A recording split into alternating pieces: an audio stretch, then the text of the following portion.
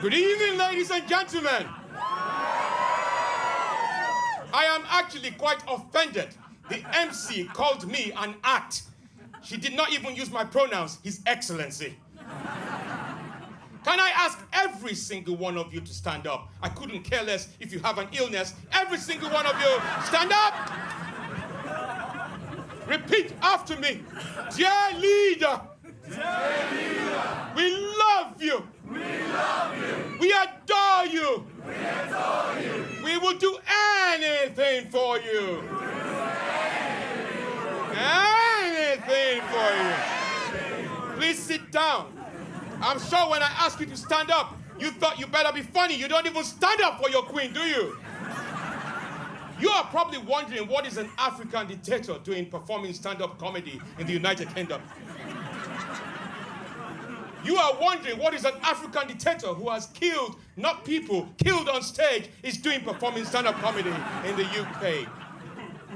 I could also ask you, why do you have so many comedians in the British political system?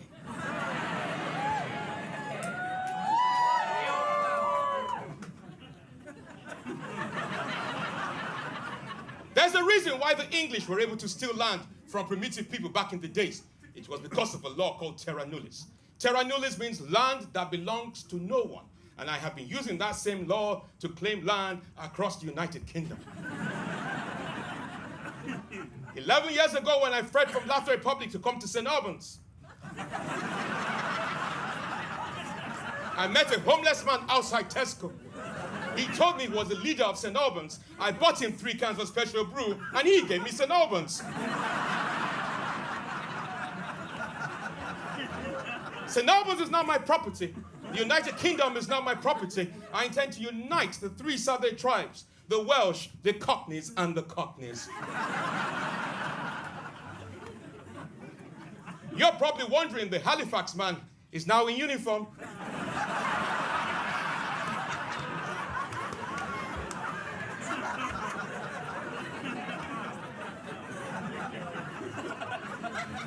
I want to start by congratulating you.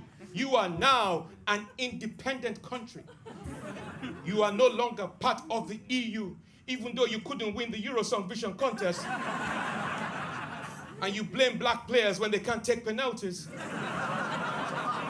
Let me tell you what is going to happen to Britain in 5 years' time. In 5 years' time, there's going to be a Live Aid concert. That Live Aid concert will be in England. African celebrities will be asked to come and perform for you guys. Because middle-class children are suffering from eating hummus and avocados. My name is President Obonjo of Laughter Republic. I'm a popular president. I follow the will of my people, the IMF and the World Bank. If you don't get my jokes, blame the British educational system.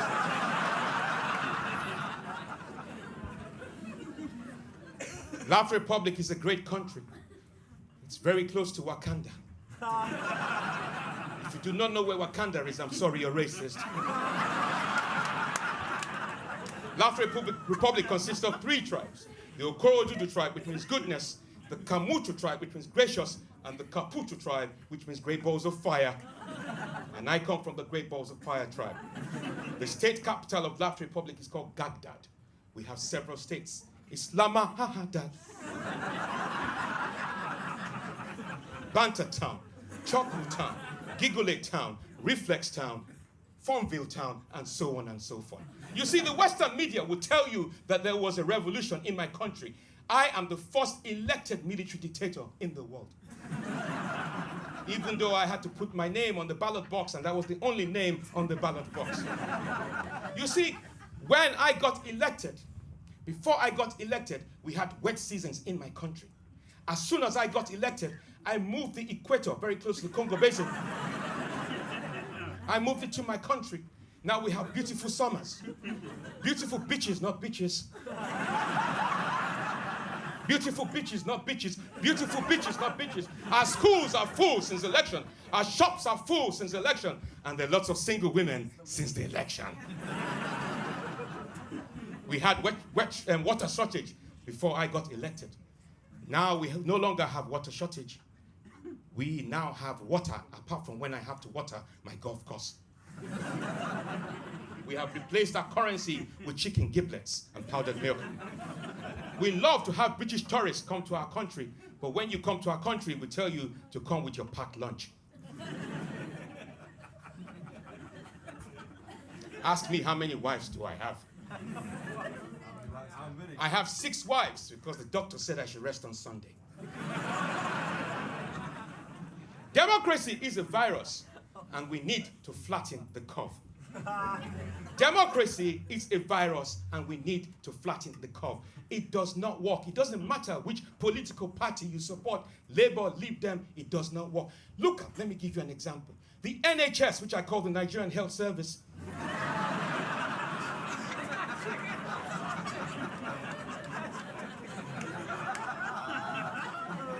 you can't see anybody anymore. Education, fucked. Unemployment, fucked.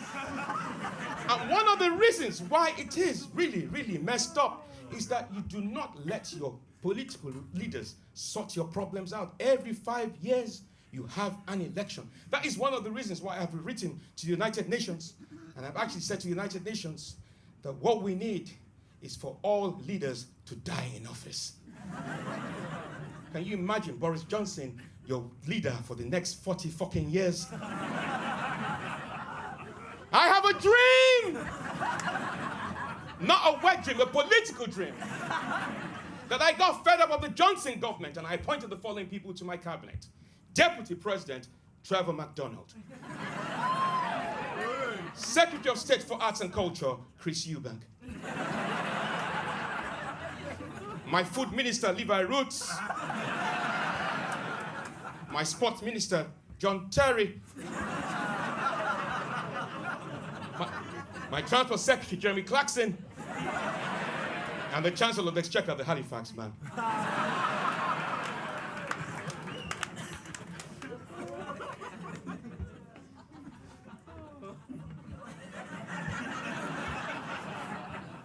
This is nice.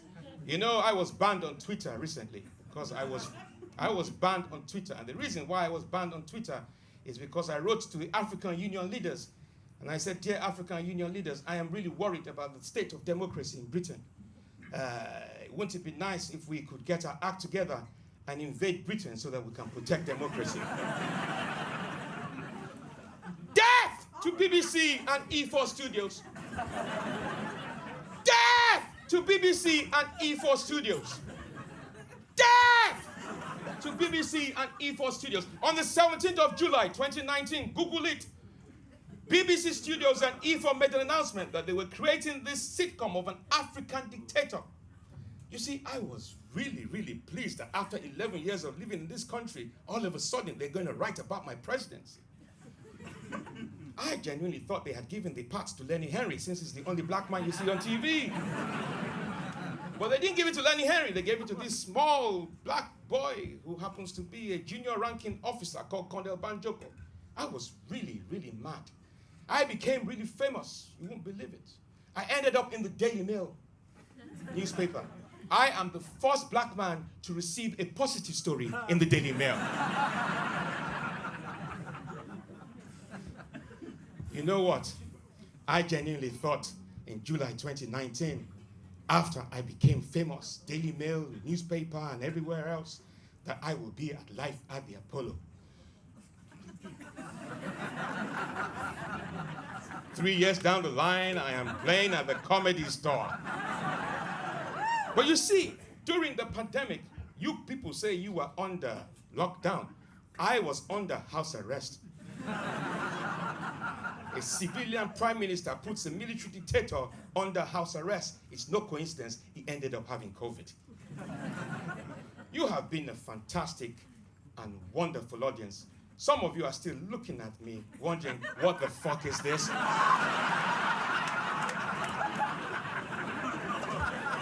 You look at me like middle-class people with your glass of wine. You probably have chickens in your back garden called Andrew and Paul.